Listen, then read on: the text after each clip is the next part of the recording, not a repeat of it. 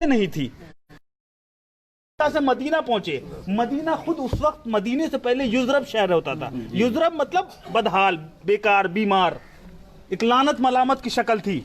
उस शहर में भी जब हुजूर गए और पहली जंग जब काफिरों से हुई, तो उस पहली जंग में वो कौन थे जिनसे लड़ाई हुई? उनके वो अपने थे, क्योंकि हुजूर खुद मक्का में थे। मक्का वालों से लड़ाई हुई और जब उनको कैद करके वो ले आए तो उनको कहा कि जो भी फिदिया नहीं दे सकता है और वो इल्म रखता है तो मुसलमान बच्चों को पढ़ा दीजिए, यही उसका फिदिया होगा और उसे छोड़ दिया जाएगा। इल्म की कीमत देखिए। तब जबकि दुनिया में ये मयार नहीं था, कॉलेजें इस तरह नहीं थी।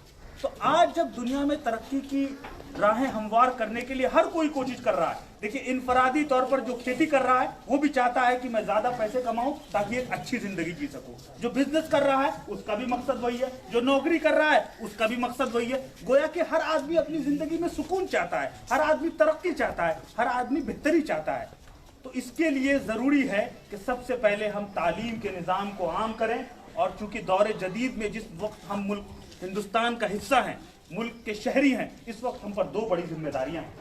बहुत जिम्मेदारी के साथ ये बात कह रहा हूं, दो बड़ी जिम्मेदारियां। एक तो शहरी बनकर इस मुल्क के तमाम फराइज को हमें अंजाम देना है। जो भी शहरियत की जरूरत है, शहरियत की रुकनियत की जरूरत है, इन तमाम यहाँ के कानून को मानना है, इनकी बातों को मानना है, हाकिमों से काम करवाना है, तरक्की के रास्ते खोलने हैं। लेकिन वही दूसरी बड़ी जिम्मेदारी यह है कि मुसलमान होने की हैसियत सब पे ही हम पर बड़ी जिम्मेदारियां आयद हो जाती है।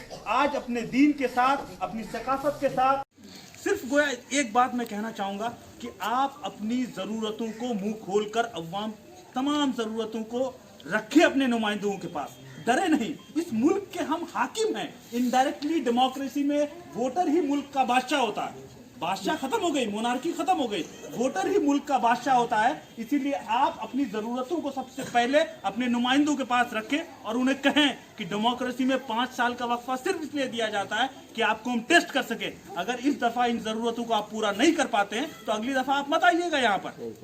तो ये सारी चीजें जरूर अपने नुमाइंदों के सामने आप लोग रखें और अपनी जरूरत की चीजों के लिए यूनिटी बनाए रखें, एकजहती बनाए रखें। और अगर हुकूमतें किसी वजह से, नुमाइंदे किसी वजह से इन चीजों को करने में नाकाम होते हैं तो आप खामोश मत बैठिए। जिस तरह अपनी मदारिस को हम अपने दम पर चलाते हैं, जिस तरह अपनी मसाजिद को अपने दम पर चलाते हैं, इंशाअल्लाह मुसलमानों को अल्लाह ने इतनी कुव्वत दी है, इतनी सलाहियत दी है। अब हमारे यहाँ के बच्चे हर जगह जाते हैं, कमाने की निस्बत से, पढ़ने की निस्बत से। हम अपने मसाइल भी अपने तरीके से सुलझा सकते हैं, बना सकते हैं, बड़े बड़े इदारे भी बना सकते हैं। और इंशाअल्लाह इसी यूनिटी को अगर हम लोग मेंटेन रखें, मजबूती के साथ इस पर कदम मजबूती के साथ इस पर टिकाए रखें, तो मुझे लगता है कि इंशाअल्लाह वो दिन दूर नहीं जब अपनी ज़रूरतों के लिए हमें दूसरों के सामने हाथ नहीं फैलाना होगा, बल्कि सारी ज़रूरतों को रफ़ा हम खुद कर लेंगे।